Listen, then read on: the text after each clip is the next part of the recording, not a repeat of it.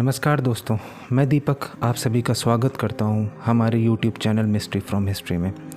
दोस्तों, आज मैं आपके लिए कहानी लेकर आया हूं भारत पर होने वाले पहले और सबसे बड़े टेररिस्ट अटैक की, जिसमें कुल मिलाकर 257 मासूमों की जान गई, 700 से ज़्यादा लोग घायल हुए और करोड़ों की संपत्ति का नुकसान हुआ।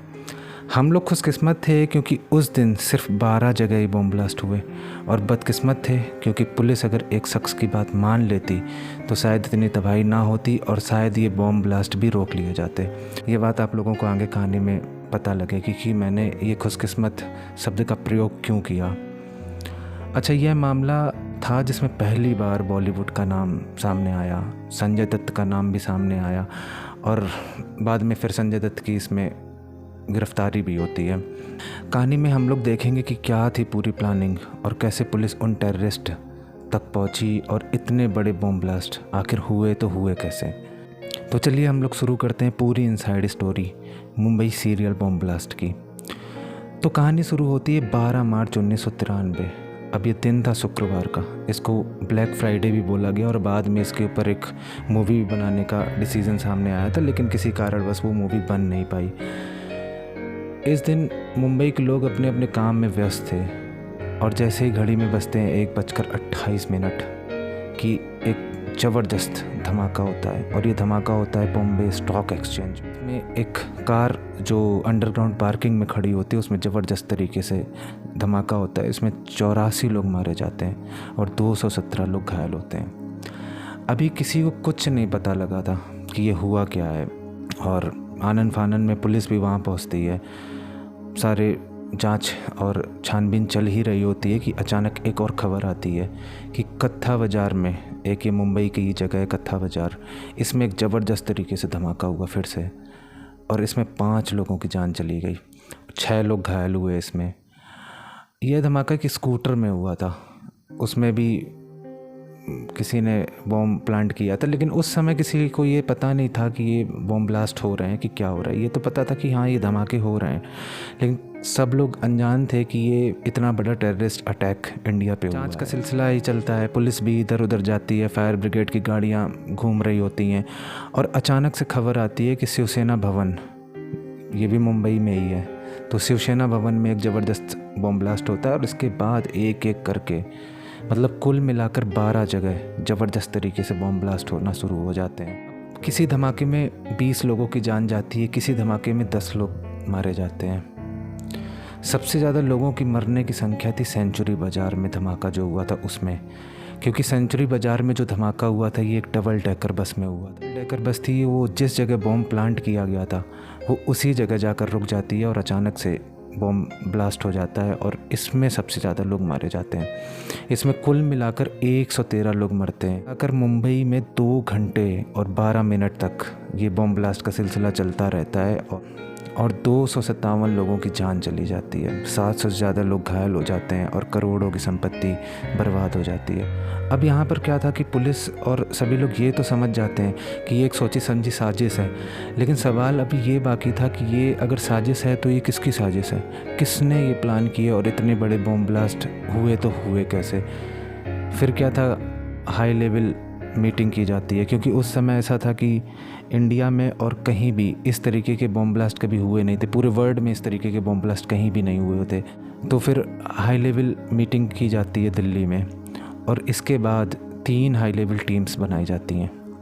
उसमें से एक टीम के हेड होते हैं डीसीपी राकेश मारिया, और फिर जांच का सिलसिला शुरू हो जाता है। अब ये जांच चल ही रही होती है कि 13 तारीख ये बीत जाती है, मतलब 24 घंटे से ज़्यादा का समय बीत जाता है और कुछ भी पुलिस के हाथ नहीं लगता है। अब 14 तारीख आ जाती है और फिर भी ये करीबन 12 बजे 1 बजे तक पुलिस के हाथ कुछ भी नहीं लगता है कि अचानक 1:30 में पुलिस को एक कॉल आता है कहीं से, और वो इन्फॉर्मेशन देता है कि दादर में एक लावारिस स्कूटर खड़ा हुआ है। अब जब पुलिस वहाँ पर पहुँचती है तो इस लावारिस स्कूटर में 15 किलो RDX 15 kg मिलता है। तो ये तो जाहिर हो गया था कि इस भी स्कूटर का प्रयोग उसी बॉम्ब ब्लास्ट में होना था, लेकिन किसी कारणवश ये बॉम्ब ब्लास्ट पॉसिबल हो नहीं पाया। तो यहाँ पर ये 15 किलो RDX पहली बार पुलिस के हाथ लगता है।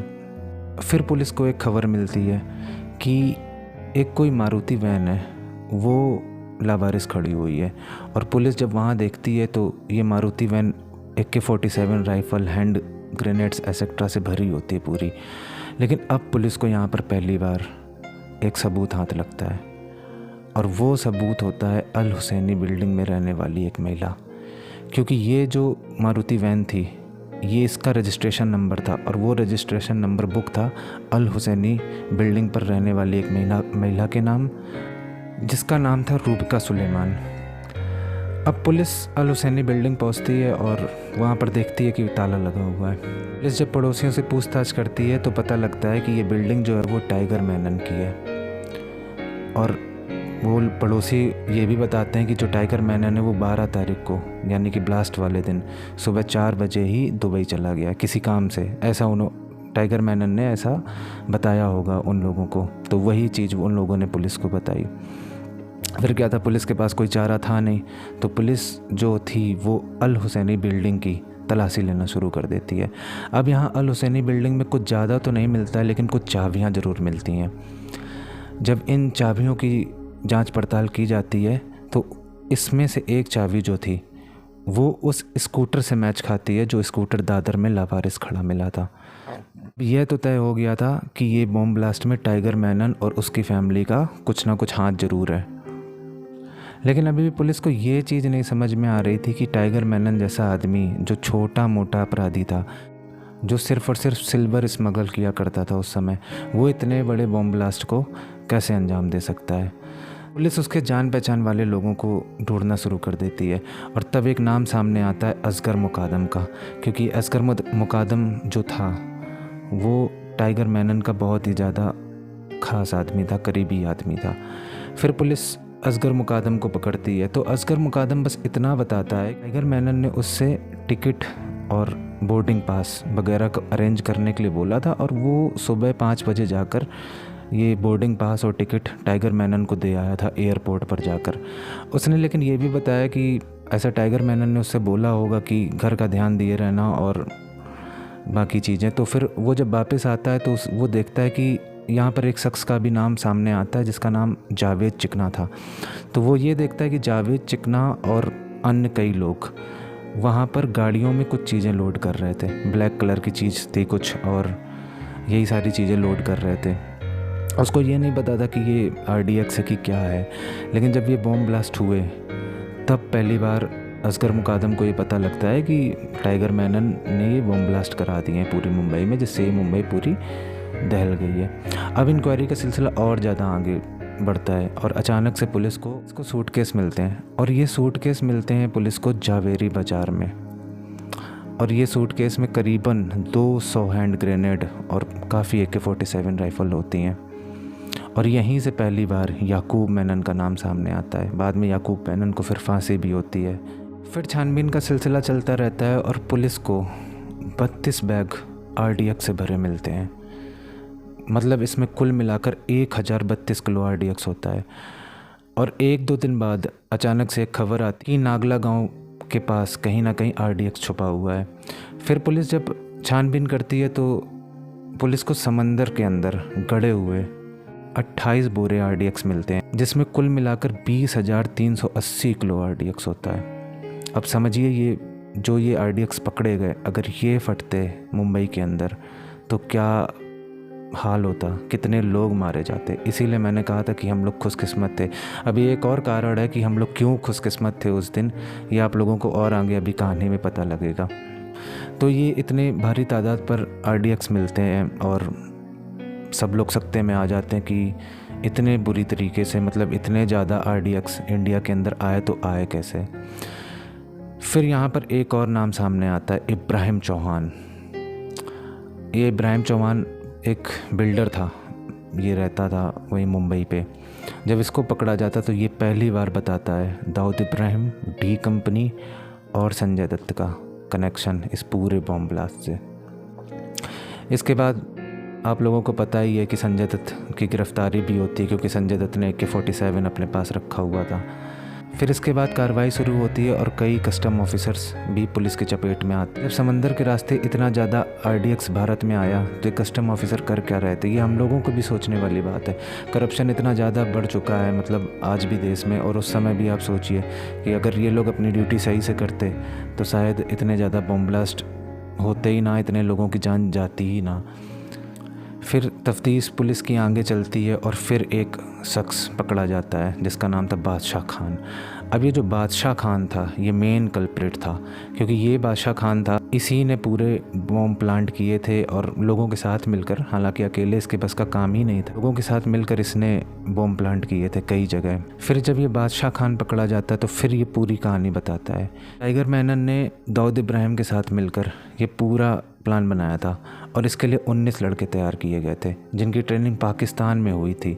और इसने ये भी बताया कि बॉम्ब ब्लास्ट दरअसल 6 दिसंबर 1992 का बदला थे, क्योंकि 6 दिसंबर 1992 को जब बाबरी मस्जिद तोड़ी गई थी तो उस समय पूरे देश भर में दंगे भड़के थे और उसमें टाइगर मैनन का ऑफिस जला दिया गया था। तब टाइगर मैनन ने ये सोच लिया था कि मैं इसका किसी न किसी तरीके से बदला ज़रूर लूँगा। तो बदला लेने के लिए टाइगर मैनन दाऊद इब्राहिम से मिला, फिर पूरी प्लानिंग बनाई गई और इसके लिए 19 लड़के तैयार किए गए। ये 19 लड़के टाइगर मैनन ने खुद हैंड पिक्ड किए थे मुंबई में जगह जगह जाकर, और फिर इनको जिहाद के नाम पर ब्रेन वॉश वगैरह किया गया और फिर इतने बड़े बॉम्ब ब्लास्ट को अंजाम दिया गया। अच्छा, ये इन 19 लड़कों में से एक लड़का वो भी था जो पुलिस के पास गया, और अगर पुलिस उसकी बात मान लेती तो फिर बॉम्ब ब्लास्ट ना होते, और इस लड़के का नाम था गुल मोहम्मद। दरअसल जब गुल मोहम्मद रेकी कर रहा था, देख रहा था कि कहाँ पर उसको बॉम्ब ब्लास्ट करने हैं, तो उस समय उसका दिमाग फिर जाता है। उस समय उसको ये लगता है कि जो भी वो करने जा रहा है वो बहुत ज़्यादा गलत करने जा रहा है, बहुत ज़्यादा मासूम लोगों की जान जाएगी। तो इस चक्कर में वो ये काम करने से मना कर देता है। जब ये बात पता लगती है टाइगर मैनन को, तो टाइगर मैनन बोल देता है कि जाओ गुल मोहम्मद को मार दो जाके, और अपनी मौत के डर से गुल मोहम्मद पहुंच जाता है पुलिस के पास, कर देता है सरेंडर। पुलिस को सारी बातें भी वो बता देता है कि बॉम्ब ब्लास्ट होने वाले हैं बहुत हाई लेवल पर, लेकिन पुलिस जो थी वो उसकी बात पर यकीन ही नहीं करती है। जो सोचती है कि ये बस ऐसे ही कुछ भी बोले जा रहा है। अगर समझो पुलिस उसकी बात पर यकीन कर लेती तो शायद ये तब भी बॉम्ब ब्लास्ट होने से रोक लिए जाते। अच्छा, जब उसने ये पूरी प्लानिंग पुलिस को बताई थी तो तारीख थी 9 मार्च और फिर ये बॉम्ब ब्लास्ट हुए 12 मार्च को। दरअसल ये जो धमाके थे ना, ये जब बाद में जांच हुई तो ये जो धमाके थे ये अप्रैल 1993 में प्लान किए गए थे और दिन था शिवाजी जयंती वाला दिन, क्योंकि उस दिन भारी तादाद पर हिंदू सड़कों पर होते और उस समय ये लोग बॉम्ब ब्लास्ट करते। अब आप लोग ये सोचिए कि जितना ये पूरा RDX पकड़ा गया और अगर ये पूरा RDX फूटता शिवाजी जयंती वाले दिन तो कितने लोगों की जान चली जाती। ये सोचने वाली बात है एक। इसीलिए हम लोग खुशकिस्मत थे कि 12 बॉम्ब ब्लास्ट हुए सिर्फ मुंबई में। होता ये है कि जब ये गुल मोहम्मद सरेंडर कर देता है तो टाइगर मैनन ये डिसाइड करता है कि हमको बॉम्ब ब्लास्ट करने ही करने हैं, और फिर वो 48 घंटे के अंदर अंदर पूरे बॉम्ब ब्लास्ट पूरी डिटेल्स दे देता है लड़कों को, और 48 घंटे के अंदर ही अंदर वो पूरे बॉम्ब ब्लास्ट कर देता है। तो 9 तारीख को वो सरेंडर करता है और फिर ये 12 तारीख को बॉम्ब ब्लास्ट हो जाते हैं। तो ये थी पूरी कहानी कि कैसे ये बॉम्ब ब्लास्ट हुआ। 30 जून 1995 को टाडा कोर्ट में इसका ट्रायल चलाया जाता है और 124 आरोपी घोषित होते हैं, जिनमें से 35 अभी भी फरार हैं और 7 अलग अलग गैंग वॉर पे मारे जा चुके हैं। 2007 आता है और इनमें से 12 लोगों को सजाए मौत सुनाई जाती है। बाद में इन लोगों की ये सजाए मौत माफ़ कर दी जाती है और सिर्फ याकूब मेनन को फांसी होती है। आज भी जो इसके मुख्य आरोपी थे यानी कि टाइगर मैनन और दाऊद इब्राहिम, उसकी हम लोग तलाश कर रहे हैं, पुलिस भी उसकी तलाश कर रही है। हम लोग चाहते हैं कि वो आए भारत या वो लोग पकड़े जाएं और जितने लोगों की जान गई उन लोगों के साथ इंसाफ हो सके। खैर, ये थी पूरी कहानी मुंबई सीरियल बॉम्ब ब्लास्ट की। आशा करता हूँ आप लोगों को हमारी कहानी पसंद आई होगी। अगर हमारी कहानी आप लोगों को पसंद आई हो तो वीडियो को एक लाइक ज़रूर कर दीजिएगा और चैनल को सब्सक्राइब ज़रूर कर दीजिएगा। हम लोग जल्द लौटेंगे एक और नई कहानी के साथ। धन्यवाद।